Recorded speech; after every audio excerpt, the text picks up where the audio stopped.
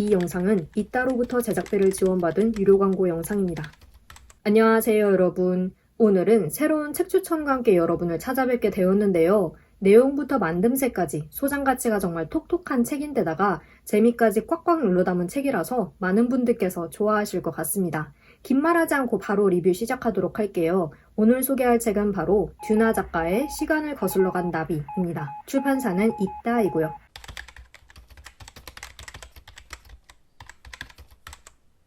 많은 분들께서 아시겠지만 듀나 작가님에 대해서 간단히 소개를 하자면 SF 소설가이자 영화평론가로도 활동하고 계시고 90년대에 PC통신을 통해 활동을 시작하신 이후 수많은 작품과 책을 내시며 활발하게 집필 활동을 하고 계시죠. 독자들에게는 듀나라는 필명과 더불어 시그니처인 귀여운 토끼 사진으로 각인된 작가님이실 텐데요. 이 책은 작가님의 데뷔 30주년을 기념해 출간된 단편집입니다. 하이텔에서만 공개되었던 미발표 데뷔작 시간을 거슬러 간 나비를 포함해서 총 21편의 단편이 수록되어 있어요. 우선 이 책의 만듦새부터 잠깐 이야기를 하고 넘어가야겠습니다. 제가 앞서 소장 가치가 톡톡한 책이라고 특별히 말을 했던 이유, 바로 이 책의 디자인 때문인데요. 이 책에 수록된 작품들이 대부분은 1990년대 한 중반, 그리고 일부 2000년대에 발표된 작품들이기 때문에, 그리고 작가님께서 하이텔을 통해 창작 활동을 시작하셨기 때문에 책의 전체적인 컨셉도 90년대 말의 컴퓨터 화면을 연상시킵니다. 책의 표지와 이 뒤에 적힌 작품 목록은 물론 내지와 본문 디자인까지 모두 읽으면서 이렇게까지 책의 세부 디자인에 감탄을 한 것도 참 오랜만이다 라는 생각이 들 정도로 이 책은 그야말로 기념판이라고 할 수 있습니다. 특히 이 책의 책배와 책머리 그리고 책꼬리 부분에는 듀나 작가님을 상징하는 토끼나 SF 장르에 어울리는 아이콘들 그리고 연도 같은 것들이 새겨져 있고요. 그래서 듀나 작가님의 팬분들뿐만 아니라 책을 좋아하시는 분들이라면 다 이 책은 보자마자 좀 갖고 싶다 라는 생각이 드는 그런 책이 아닐까 싶습니다. 물론 디자인이 전부가 아니겠죠. 책의 내용도 이제 한번 같이 살펴볼 텐데요. 말씀드렸다시피 이 책에는 여러 경로와 매체를 통해 발표된 작가님의 초기 작품들이 가득 실려 있습니다. 하나하나 줄거리를 다 설명할 수는 없을 것 같고 그 중에 제가 가장 인상 깊게 읽은 몇몇 작품들을 좀 소개해 볼게요. 우선 표제작이자 이 책의 문을 여는 작품 시간을 거슬러 간 나비에 대해서 이야기를 해보자면 이 작품은 제임스 크로버라는 물리학과 교수가 타임머신을 개발해서 기원전 399년에 그리스로 날아갔다가 돌아온 그 사건이 인류 전체 역사에 몰고 오는 대변화에 대해 다루고 있고요. 렉스라는 단편은 10대 소년들을 무참하게 죽인 연쇄살인마의 뒤를 쫓는 박진감 넘치는 수사극을 보여주고 있습니다. 7번째 별이라는 작품은 태양계에서 유일하게 별 6개를 달고 있는 식당에서 저마다 식성이 다른 여러 종족들을 위한 만찬을 준비하고 그 안에서 일어난 사건을 푸는 이론 요리사의 이야기이고요. 파도바의 비너스라는 작품은 천재 화가 파브리가 15세기 말에서 16세기 초에 그렸을 것으로 추정되는 파도바의 비너스라는 작품에 얽힌 비밀을 추측하는 이야기입니다. 이렇듯 이 작품들은 크게 보면 SF이지만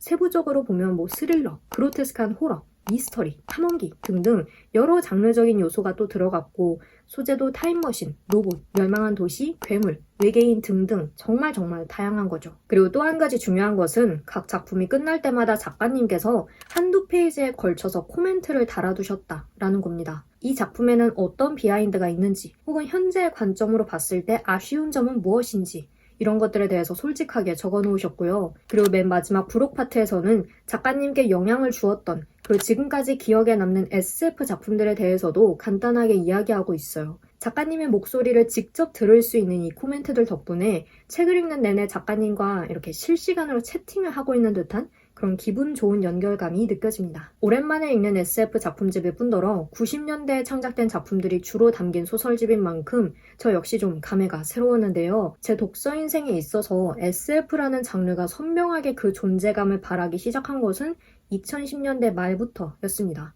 그 전까지 저에게 SF 장르는 제가 소화하기에는 너무 크고 어려운 분야, 그리고 영화 스타워즈밖에 떠오르지 않는 분야 그런 것이었는데 2010년대 말부터 이제 따끈따끈하게 출간되는 신작 SF 소설들을 한두 권씩 사서 읽게 됐고 아직 갈 길은 멀지만 그래도 지금 꾸준하게 찾아 읽고 있거든요. 그런데 SF 소설을 찾아볼 때마다 그 이전의 작품들도 내가 좀 읽어봐야 하지 않을까? 라는 필요성을 느끼기도 했고 그 중에서도 특히 듀나 작가님은 한국 SF 소설계에서 정말 빠뜨릴 수 없는 중요한 작가님이다 라는 사실을 알았기 때문에 늘 더 읽어봐야지 했었어요. 그래서 실제로 읽어보기도 했고 하지만 작가님의 초기작은 한 번도 읽어본 적이 없었거든요. 그런데 드디어 그것도 듀나 이름으로 발표한 첫 작품부터 한꺼번에 이렇게 읽어보게 된 거예요. 제가 태어나기도 전에 쓰인 작품들도 있는 거니까 최대 30년의 시차가 나는 셈인데요.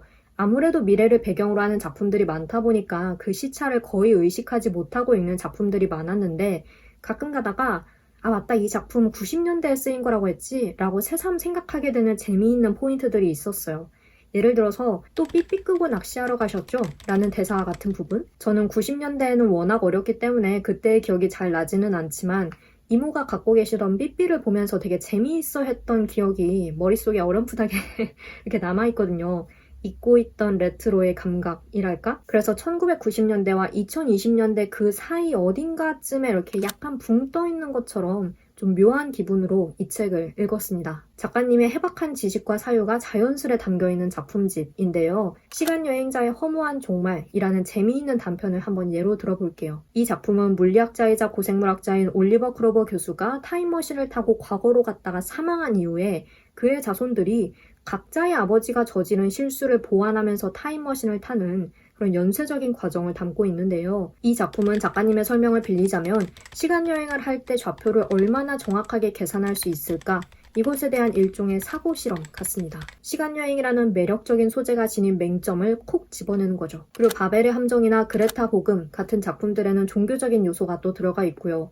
그 많은 작품들에서 지나가듯이 언급되는 영화 제목이라든지 철학자 이름, 참고한 자료 등등 이런 것들을 통해서 작가님께서 정말 방대한 지식을 가지고 계시구나 하는 것을 짐작할 수가 있습니다. 작가님께서는 컴퓨터가 신문물이었고 인터넷은 아직 대중에게 다가오지 않았으며 한국 SF의 계보가 거의 존재하지 않았던 그 천진난만한 시절에 이 장르를 갖고 놀던 어떤 사람의 머릿속에 무엇이 들어있었는지 궁금하다면 이 책이 나쁘지 않은 자료가 될 거다라고 말씀을 하셨는데요. 어떤 면에서는 이 작품들이 정말 그 하이텔이라는 온라인 공간에서 마음껏 상상력과 사고실험을 펼치는 그런 놀이의 장처럼 느껴지기도 하고요. 또 동시에 컴퓨터와 인터넷, 한국 SF라는 분야가 낯설게 느껴지던 그때에 이미 이런 작품들을 쓰셨다는 것 자체가 한국 SF 소설계에 오래 남을 독보적인 행보인 게 아닌가 하는 생각도 들더라고요. 제가 이전에도 가끔 말씀을 드렸지만 제가 SF 작가들의 작품을 읽을 때마다 그야말로 존경심을 가지게 되는 것이 광활한 우주나 도래하지 않은 세계,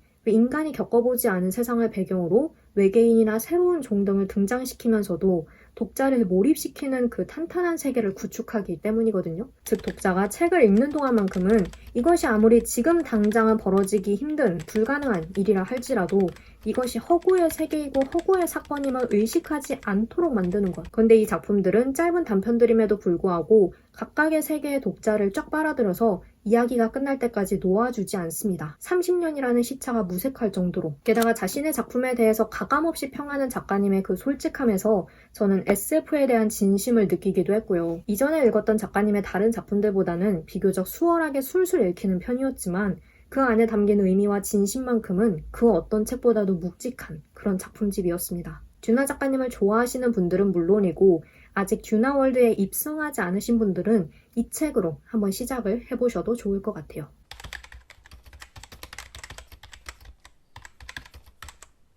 네, 이렇게 해서 오늘은 듀나 작가님의 시간을 거슬러 간 나비에 대해서 이야기를 해봤는데요. 비록 저와 SF 소설이 함께한 세월은 아직 몇 년 안 되는 세월이라고 부르기도 좀 애매한 그런 짧은 시간이었지만 이 책이 하나의 변곡점이 되어줄 책이 아닌가 싶습니다. 이 책을 통해서 제가 시간여행이라는 주제에 특히 흥미를 느낀다라는 일종의 취향을 발견하게 됐고 어떤 톤의 혹은 어떤 분위기의 작품을 좋아하는지 이제 좀 대략 알게 된 것 같거든요. 무엇보다도 듀나 작가님의 그 한국 SF 소설의 과거를 볼 수 있는 책임과 동시에 다양성이라는 측면에서 앞으로의 SF 소설들이 나아갈 방향에 대한 기대를 품게 만드는 그런 책이었습니다. 그래서 여러분께도 이 책을 타임머신 삼아서 90년대의 세계로 혹은 외계인들과 공생하는 미래로 여행하는 그런 시간을 즐겨보시는 것을 추천하고 싶어요. 네, 그럼 저는 여기서 이만 영상 마치도록 할게요. 오늘도 영상 봐주셔서 정말 감사하고 우리는 다음 영상에서 다시 만나요. 빠이! 이 영상은 이따로부터 제작비를 지원받은 유료 광고 영상입니다.